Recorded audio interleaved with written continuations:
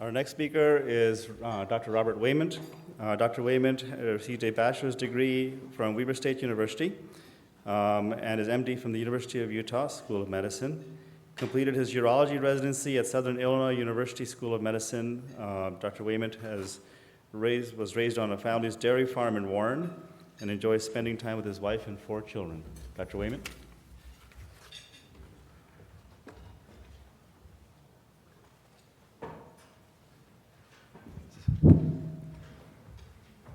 All right, good morning. I'm probably going to stand over here so I can use the laser pointer and point at the screen. We've got a mic here. So again, I'm Rob Wayment. Thanks for the introduction, Dr. Varma, and go Wildcats. So yeah, I'm a local guy and happy to be practicing here at the Ogden Clinic. And what better topic than what's new in urology? So I don't know if everybody agrees. I sure love what I do. We handle a lot of things medically. We handle a lot of things surgically. And so in preparing for this talk, I really tried to look into things that are not only interesting, but things that I think would be valuable for you as you think about referring patients to a urologist. So Dr. Varma touched on a bunch of this. This is kind of my background. I do enjoy working here in Ogden at the Ogden Clinic. Just a little outline of what we're going to cover. Again, I just tried to pick some relevant topics and things that were new that maybe not everybody's familiar with, or maybe you hear on the news or on the TV. So we'll talk about BPH and some of the new options for treatment. Peyronies disease, which is never fun to talk about. Prostate cancer. We'll spend a little time talking about that. Been doing some visits to see some primary care providers, and there's a lot of questions about PSA screening. We'll talk about robotic partial nephrectomy and a couple of treatments for incontinence and overactive bladder. So just a little bit about the pathophysiology of BPH. Most people are probably pretty familiar with this, but as we age, unfortunately, a lot of us are going to have some enlargement in the prostate. And as that happens, we get obstructive symptoms. So our stream slows down. When I say our, not meaning my, but ours in general as men. Our stream slows down. We find a little start and stop to our stream. It's harder to empty, and we don't always void to completion.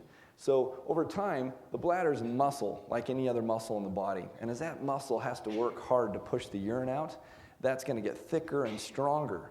And so that kind of goes against what the bladder is meant to do. The bladder is meant to relax, have high compliance, and hold large volumes of urine at low pressure. And so as that happens, we build frequency, urgency, and waking up at night. And those irritative symptoms are the most common symptoms to bring a man in to see the urologist about his prostate. So we see different treatment options here. So our alpha blockers work here at the bladder neck and in the prostate. 5-alpha reductase inhibitors actually shrink the prostate, so they work on the static portion of obstruction, and these work on the dynamic portion. And then also phosphodiesterase inhibitors like daily Cialis is advertised for BPH treatment. So we have these medical therapies, and then if those don't work or a patient chooses to move forward for another reason, we go on to surgical therapy. So transurethral microwave therapy of the prostate is still used a lot. I've never actually done that. The data on that is that men who are well controlled with medical therapy and they want to get off the medicine, that's the patient who's appropriate for microwave therapy. Otherwise, it's not really appropriate for men who are not controlled with medicine. So then there's green light lasers, and then there's the new button TERP that we'll talk a little bit about today. So one of these alpha blockers are used for BPH as well as other urologic applications. So it's kind of the first-line therapy for BPH. It's used somewhat off-label as medical expulsive therapy for ureteral calculi, and also off-label for women with voiding obstruction and dysfunction. So we'll talk a little bit about this newer drug here. It's silodosin, or Rapaflo, and the thing that makes it unique is it's selective. So these are in vitro studies, but the alpha 1A, which is the receptors found in the genitourinary tract as opposed to in the vascular tract. It's uniquely selective, and the binding affinity, again, for prostatic tissue is very high. So that gives us the chance to have it be very well tolerated. We can use it safely with antihypertensives as well as with phosphodiesterase inhibitors as far as for treatment for men with BPH. So we don't want to see this truck parked out front. That means that the non-invasive or the conservative measures have failed. So I get patients come in and they say, "Doc, I think I need the roto-rooter." And so we know that they're talking about a TURP. And so TURP traditionally has been a great procedure. It has a high degree of success in treating men with large prostates and avoiding dysfunction. So some of the newer technology we have is that we use bipolar energy. So that takes us away from sterile water or glycine, where we worry about TUR syndrome or dilutional hyponatremia during the procedure. So that allows us to resect for longer periods of time and take out more tissue. Well, there's a new technology, this button electrode. So this takes bipolar energy and puts it in, instead of having a loop where I'm resecting the tissue, I've actually got this little button applicator where it gets rubbed along the tissue, and it vaporizes and coagulates simultaneously, which decreases the level of bleeding, allows for better visualization and treatment of the prostate during the procedure.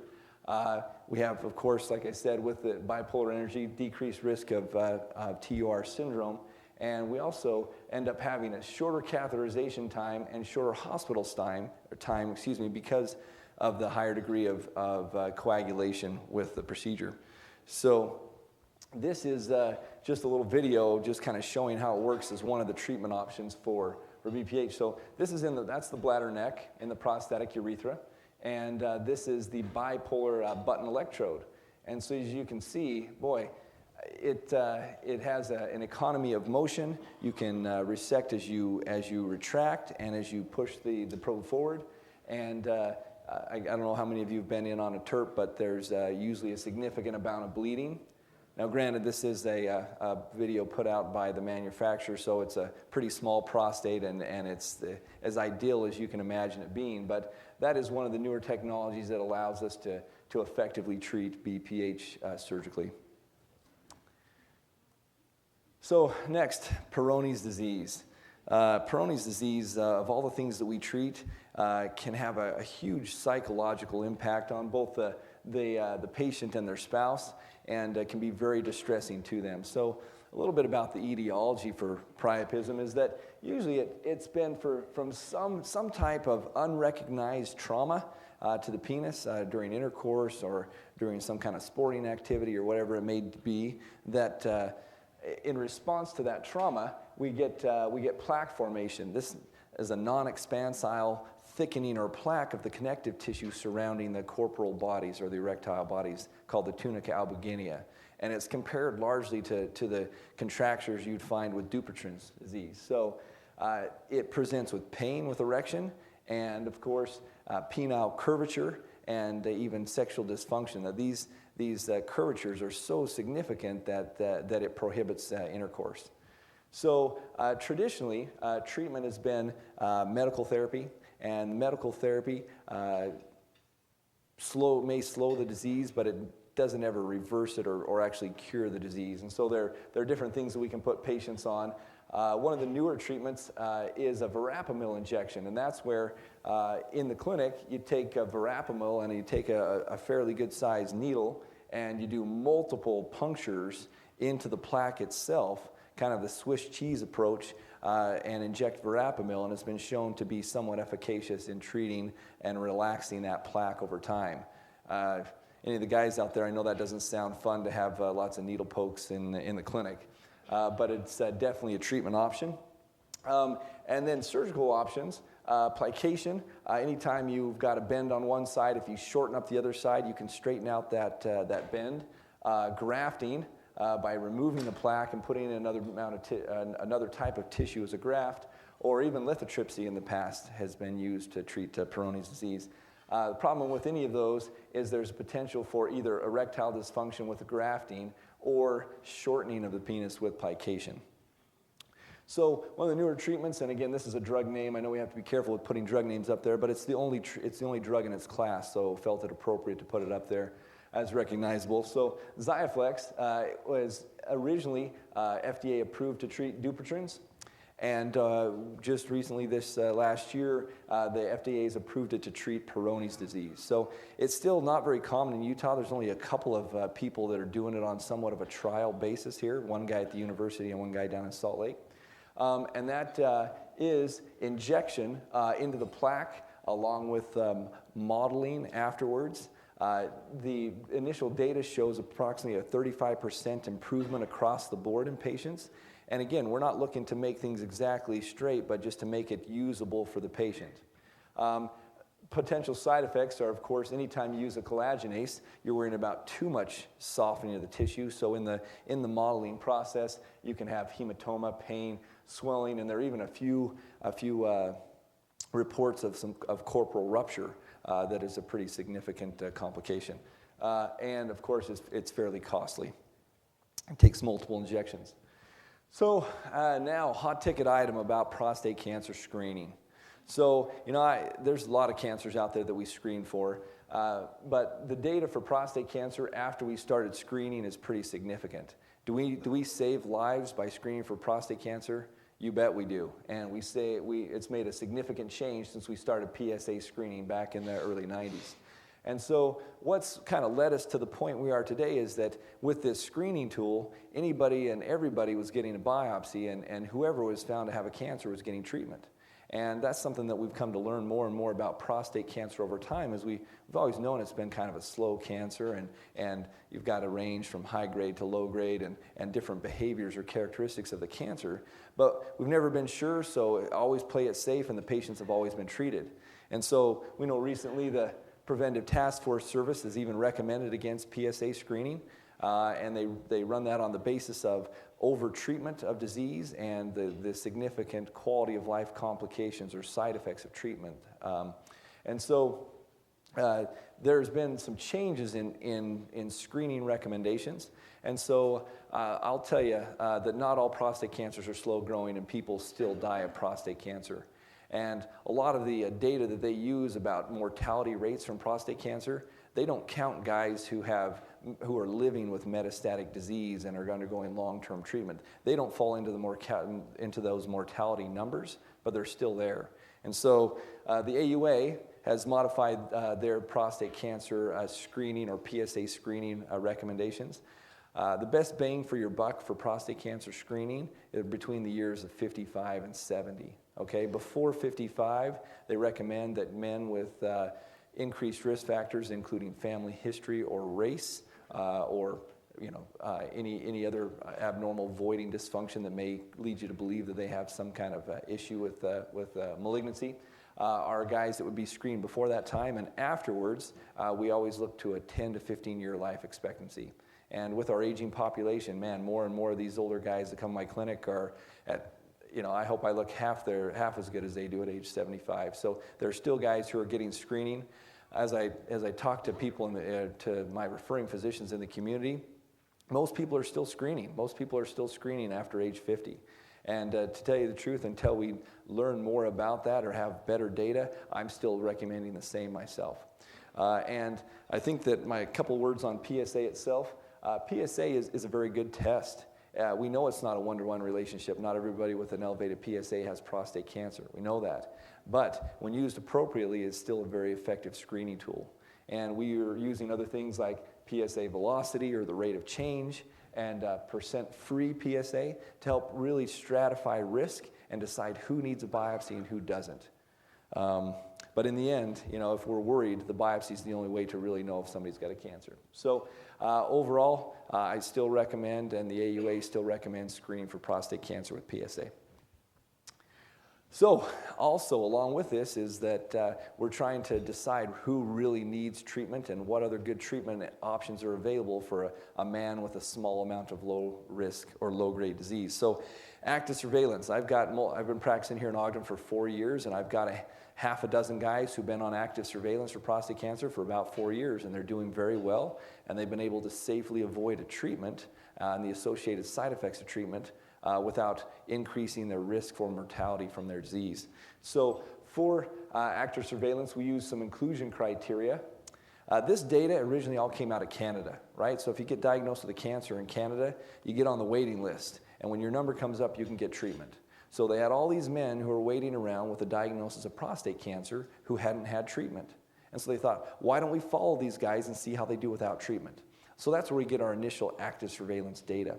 And so the inclusion criteria for active surveillance are a low stage, less than a T2A disease. That's a small palpable disease. PSA less than 10, of course, low-grade disease with a Gleason 6 or less. Less than or equal to 3 positive cores.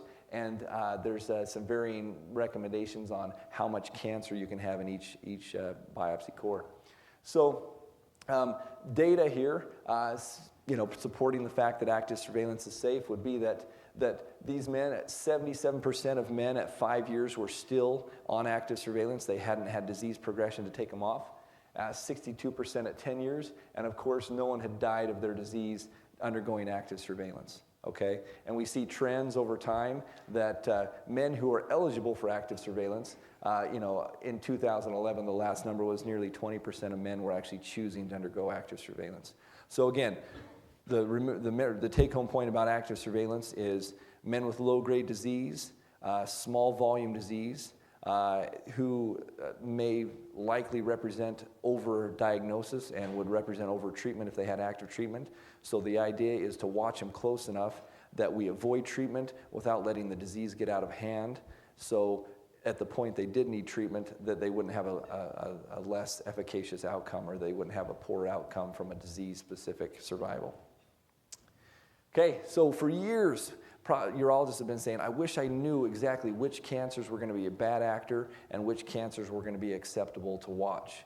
And so we've got some of that information now. So this new test, the Polaris Test, it's from a local company, Myriad Genetics, and it uses genetic testing to stratify the aggressive nature of prostate cancer. So classically, for urologists, we use this D'Amico risk classification. That takes the stage of the cancer, the grade of the cancer, and the PSA level. And we combine those to give a patient, to classify them as low, moderate, or high-risk disease. But with some of this newer data, we see that if this is all the men who had moderate risk or Gleason 7 cancer, there are going to be some men that have a cancer that's less aggressive or equivalent to a low-grade cancer, and some men who, with the same AUA risk classification, would have a very significant or high-risk cancer. And so this just gives us one more thing to help us treat patients appropriately by stratifying their risk for progression of disease. Yeah. That's a genetic test on the biopsy tissue. Yep. And so if a patient enters there, or we want to use that test, we take the tissue from the pathology lab where it was studied, send it down there, and they run genetic testing on it. Yep. And so right now I'm actually entering patients in a trial for that, and the trial is based on, is this going to be clinically significant? So we have a patient come in, they get entered into the trial, and we say, before we know what the trial results are, what was our treatment decision? And then we get the results and we see if that impacted our final treatment decision. So tests like this that are genetic and may cost some, may have a high cost to them, we want to know if it's going to actually impact patient care before we subject patients to those tests. So now we're going to talk a little bit about metastatic castrate-resistant prostate cancer. So prostate cancer, we know we can cure it with surgery or with radiation. But if a guy presents with locally advanced or metastatic disease, or if he has recurrent disease after treatment, what are our options? So traditionally, we had Lupron. We had either surgical castration or medical castration. And after that, so if we look at our curve here, so we've got local therapy, we have a PSA recurrence, and we undergo this hormone therapy or medical or surgical castration. And after that point, if we start to have another PSA recurrence, then what are our options? In the past, we used to just have chemotherapy, and no one ever really did that well with chemotherapy. So now we've got this Provenge, which is an immunotherapy, and again, I use its name and its data because it's the only drug in its class. And so The way it works is we take the patient's cells, and they're sent away and they're modified. And so you have an antigen presenting cell, and we take this prostatic acid phosphatase. That's an antigen present on virtually all prostate cancer. And so we combine it with that antigen presenting cell, which matures, and then it's given back to the patient. And so that antigen presenting cell presents it to T cells, and then these activated T cells can help fight the cancer. And so it's a novel method to actually improve prostate cancer therapy. So the survival data or survival benefit shows pretty significant survival. And of course, in the first year, it's not a lot different with or without it because men are still in the lower stages of disease. But as they progress, it's actually been found to be significantly effective for patients. Problem is with it, it's very high cost, and so that's again something that we're careful to use in the right patients. A couple of other things, again, drug names, sorry about that, but these are the only two in their class. This is, again, treatment for castrate-resistant prostate cancer. So if we go back here, at this point, before we get to chemotherapy, what do we have? And so these two drugs, this one is an anti-androgen, if you would. It blocks biosynthesis of androgen at the testicle, the adrenal gland, and as well as the cancer itself. Because, if we take away the testosterone, then why do these cancers progress over time? Because they become, independent and produce their own androgen. So that's the basis behind this therapy. And this one is an androgen receptor blocker, and it performs at multiple levels within the cell to stop androgen use within the prostate cancer cell. We're going to talk a little bit about robotic-assisted laparoscopic partial nephrectomy. So more and more we find earlier stage renal cell carcinoma because CT scan is so highly used. And so in the past, our goal has always been to save kidneys whenever we can. And so for the appropriate tumors, we do a partial nephrectomy. Before, it was either only the best laparoscopic guys who had the most skills who could do it. It was kind of a long, painful procedure because you've had intracorporeal suturing. But now, with robotic assistance, we've got these wristed motions. We've got better imaging and better visualization. So this is a tumor, and with robotic assistance, this tumor is just being resected. And so as you can see, after ultrasound imaging intraoperative to check out the depth of the tumor, the robotic scissors can slowly resect this tumor and save more kidneys by doing so. So obviously, kidneys get 20% of the blood flow all the time, so the reason this isn't just spurting blood everywhere is that there's warm ischemia happening. There's a clamp on the renal artery. So whenever we do this, our goal is to get that tumor out and resected and have that rhinorrhaphy or the tumor site closed with under 20 minutes. Under 30 minutes is the goal, but we always try and stay under 20 minutes clamp time. So that's just, again, some new technology in urology that allows us to better treat our patients. Thought that would be interesting for people to just see how it happens. So and that's something that we're doing here in Ogden to treat our patients. Okay, stress incontinence, so intrinsic sphincter deficiency. So in the past, to treat this, this is termed lead pipe urethra. It's diagnosed as a low leak point pressure, where it doesn't take much for a lady to leak. She could bend over or just lift something or do anything, or even leak all the time because she has not only urethral hypermobility, but she has problems at her sphincter. She has deficiency at the sphincter. So to treat that, in the past, we'd use a bovine collagen, and we'd inject it to bulk up the urethra, and patients would do fantastic. But we know that the body breaks down collagen, and so over time, this would go away. So one of the newer technologies we have is this coaptite, and this is, this is calcium hydroxyapatite, same thing found in bones and teeth, and so it's very well accepted by the body. It's in a saline gel, and it's injected in the urethra to bulk it up. So here's a diagram or a cartoon to represent that transurethral, a needle's put into the submucosal tissue, and this bulking is performed. There's a before and after, and it's very effective at treating incontinence in ladies who present with with intrinsic sphincter deficiency or who have repeat or recurrent incontinence despite urethral sling placement. So again, the reason it lasts is that it gets injected and stands as a scaffold or a matrix where the tissue can grow in, so it's more of a permanent fix.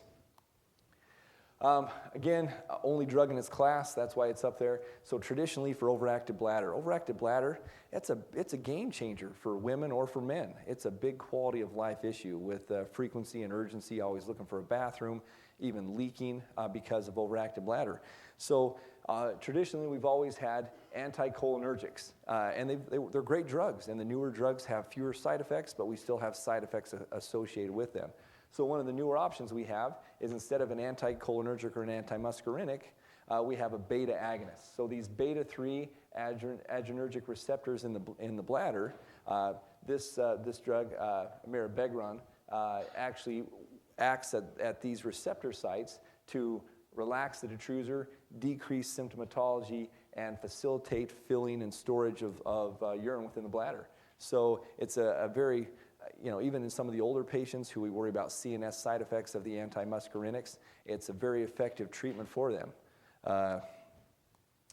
Okay, and the last, we're going to just finish up with Botox in the bladder.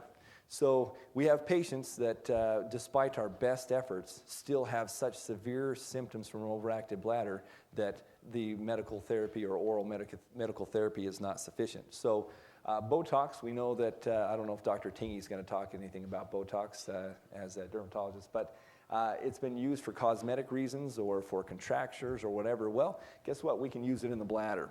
So traditionally, when it was first used, it was for patients with a spinal cord injury or a neurogenic reason to have a bad bladder, and it was very effective. So over time, we received FDA approval to use it in the bladder for drugs that are, for overactive bladder that's refractory to medical therapy, okay? And so this is a kind of a sample of how it's injected. There are 20 to 30 injection sites within the bladder, and it's very efficacious. It has great results for patients and really improves quality of life. We've got reduced episodes of incontinence.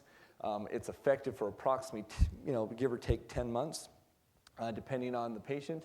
And overall, again, important application of Botox for patients with overactive bladder. So I think that's the end of the talk. I'm open for any questions. Yes.